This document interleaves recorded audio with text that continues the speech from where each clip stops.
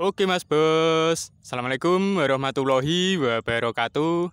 Berjumpa lagi di channel Tresno Tani. Ya Mas Bos, di konten kali ini Tresno Tani akan menyajikan khusus untuk penyakit blorok. Seperti apa ciri-ciri dan tanda gejala serta penyebab dari penyakit blorok, bisa langsung kita simak di konten kali ini. Oke, penyakit blorok itu juga bisa disebut juga dengan busuk daun dan juga bisa disebut dengan patek pada tanaman bawang merah. Oke, ciri-ciri dari penyakit blorok adalah sebagai berikut ini Mas Bos, seperti ini. Nah, ini daunnya seperti ini. Nah, terus dia patah. Nah, terus lebih lanjut lagi, kalau sudah terjangkit lama ini akan seperti ini. Nah, ini gampang patah. Nah, ini diambil, ini langsung patah dan mudah kita ambil. Nah, seperti ini. Dan yang ini, nah kan. Oke, langsung kita ambil saja ya untuk sampel nanti. Oke, dua ini. Kemudian di tempat lain juga ada. Bentar.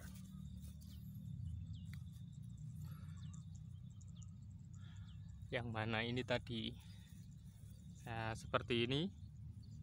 Nah, ini akibat dari curah hujan yang tinggi serta gesekan antar daun. Jadi ini daun yang ini dan yang ini itu gesekan. Biasanya terjadi karena hujan angin. Terus infeksi yang seperti ini bisa juga karena hujan di siang hari. Ya, partikel dari air hujan di siang hari itu menempel pada daun kita. Sebelumnya daun ini juga sudah luka karena saling bergesekan, ataupun tanpa luka. Tanpa luka juga bisa karena partikel dari air hujan tersebut menempel pada daun bawang merah kita. Terus di sore harinya itu ada sinar matahari. Jadi bisa rentan terkena penyakit yang seperti ini. Makanya kalau setelah hujan di siang hari, kita itu wajib mencuci atau menyiram daun bawang merah kita, sehingga nanti bisa terhindar dari penyakit yang seperti ini. Ini bisa disebut dengan penyakit blorok, ataupun bisa disebut dengan busuk daun, atau bisa disebut dengan penyakit patek. Nah, itu ciri-cirinya seperti itu. Terus penyebabnya ya seperti itu tadi. Dan ini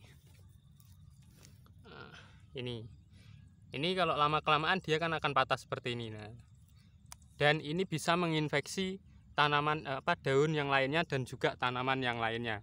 Kalau tanaman kita rapat, jarak tanamnya itu rapat, itu malah riskan terkena penyakit blorok jika terjadi hujan di siang hari kemudian sorenya itu panas, atau bisa juga disebabkan oleh embun di pagi hari. Embun tepung itu Mas Bos, istilahnya itu embun di pagi hari yang bisa turun sampai ke bawah ke tanaman kita. Kan biasanya kan embun agak tinggi, ini bisa di daun tanaman kita. Itu tanaman, semua tanaman bisa terinfeksi kalau embun pagi itu, embun bulu. Terlebih lagi pada tanaman bawang merah itu sangat rentan sekali. Untuk penanganannya seperti itu, jika kita mendapati embun di pagi hari, sebisa mungkin kita melakukan penyiraman.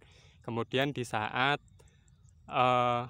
hujan di siang hari, sorenya ada panas atau ada terik matahari, kita juga wajib menyiramnya. Walaupun tidak ada terik matahari, kita juga seharusnya wajib untuk menyiramnya.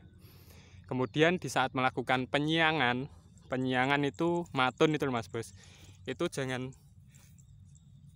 sampai kita itu membuat luka pada daun, jangan sampai menyenggol daun bawang merah kita.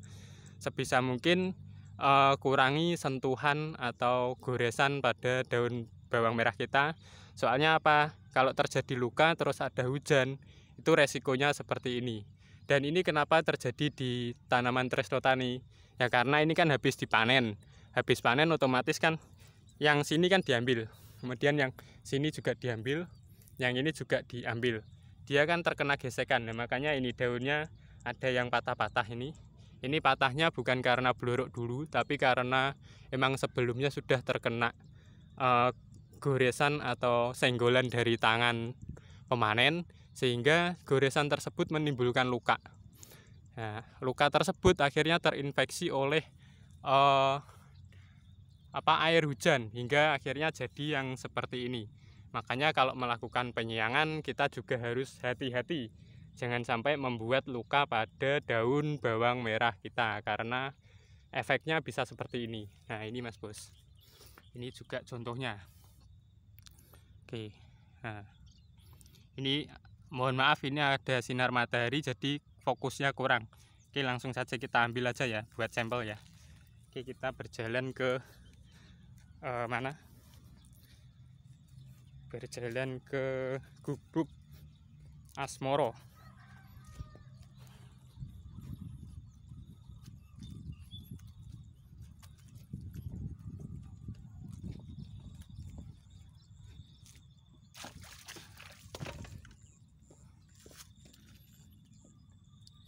Oke, jadi penyakitnya itu seperti ini Mas Bos. Nah, tanda gejalanya, bentar nggak bisa fokus HP-nya, maaf HP-nya kurang mumpuni. Nah, sini aja. Nah, jadi tanda gejalanya itu seperti ini, belirik gitu Mas Bos. Kenapa di orang Nganjuk atau istilah saya itu menyebutnya penyakit blorok? Ini kalau kita batek, nah, kalau kita tarik dia gampang patah. Oke, seperti ini ya, langsung patah. Maaf. Bentar lagi tak carikan dulu tadi yang mana tadi. Nah, seperti ini ciri-cirinya, warnanya seperti ini.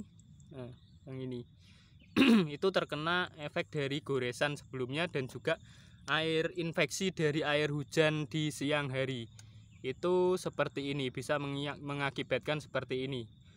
Nah, terus yang ini seperti ini. Nah, itu kenapa banyak penyuluh pertanian di saat musim penghujan kita itu menanam bawang merahnya itu jaraknya agak lebar, tidak terlalu rapat ya, karena resikonya kalau terlalu rapat kan ada angin, daun bisa gesekan satu sama lain. Dari gesekan tersebut bisa menimbulkan luka, biarpun itu luka kecil ataupun apa, itu juga pastinya beresiko kalau nantinya ada patogen yang datang. Patogen yang datang itu bisa dari air hujan, bisa juga dari embun bulu. Nah, maka dari itu kita seyogyanya harus sesuai dengan teori-teori yang sudah diberikan oleh guru-guru besar pertanian. Kalau menanam, sebisa mungkin jaraknya jangan terlalu rapat karena resikonya seperti itu. Dan juga kalau terlalu rapat itu kan proses fotosintesisnya kurang, Mas Bos. Rebutan antar daun untuk mendapatkan suplai dari sinar matahari. Dan juga nanti untuk pengakarannya kan juga kurang maksimal karena saling berhimpitan dengan tanaman yang lainnya. Untuk pentolan atau buahnya atau umbinya juga sama, tidak bisa maksimal karena saling berhimpitan dengan tanaman di sekitarnya, seperti itu. Dan untuk penyakit blorok juga bisa beresiko karena saling gesekan tersebut. Nah, makanya disarankan saat kita menanam di musim penghujan, jarak tanamnya itu agak lebar, mengantisipasi kemungkinan yang ada seperti tadi. Ya. Kenapa ini bisa terjadi di lahan Tresno Tani ya? Karena tadi dari proses pemanenan saat kita mencabut itu antar daun kan bersenggolan dan juga ada yang patah. Itu kalau terkena air hujan, nah bisa jadi terinfeksi ya, seperti itu. Karena luka sekecil apapun pada daun bawang merah kita itu akan sangat rentan di musim penghujan. Karena berbagai kemungkinannya ada, embun di pagi hari, kemudian hujan sewaktu-waktu. Nah, seperti itu. Luka pada daun tadi kalau terkena patogen air hujan ataupun embun, dia bisa terinfeksi. Dan untuk pencegahannya itu bisa kita semprot dengan bahan aktif tembaga ataupun bisa menggunakan bahan aktif karbendazim. Itu yang Tresno Tani gunakan di saat ada tanaman yang terjangkit penyakit blorok seperti ini tadi. Kita bisa menggunakan karbindasim atau tembaga.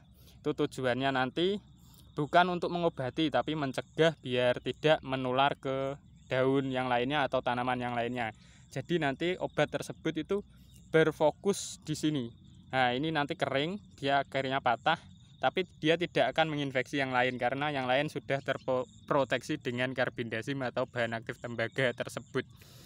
Sekali lagi, kalau kita menggunakan aplikasi obat-obatan sebisa mungkin kita sesuai anjuran ya, jangan sampai melebihi dosis karena yang berlebihan itu juga tidak baik. Dan kalau kurang pun juga kurang efektif. Nah, kita harus pas sesuai dengan yang sudah dianjurkan. Kalau mau yang lebih cepat efektifnya, kita pakai dosis maksimal dari anjuran saja, seperti itu. Jangan sampai melebihi, nanti kalau melebihi juga bisa menjadi toksik atau racun pada tanaman kita. Oke, ini seperti ini Mas Bos. Mungkin cuma itu ya yang dapat Tresno Tani sampaikan pada konten kali ini. Ini nanti 3 atau 4 hari ke depan tanaman Tresno Tani yang sisa ini akan kita panen. Ya seperti ini karena emang ada kendala di awal, jadi kita juga repot di akhir. Oke, mungkin cukup itu yang dapat Tresno Tani sampaikan. Oh ya, untuk bahan aktif tembaga kita harus berhati-hati karena ada beberapa bahan aktif tembaga yang tidak bisa kita campur dengan fungisida yang lain. Ada yang bisa dicampur dengan fungisida yang lain yaitu Nevos. Untuk Bactosin, Kuprokat, terus Kopside itu tidak bisa dicampur dengan obat-obatan yang lain, baik insek, fungi maupun nutrisi.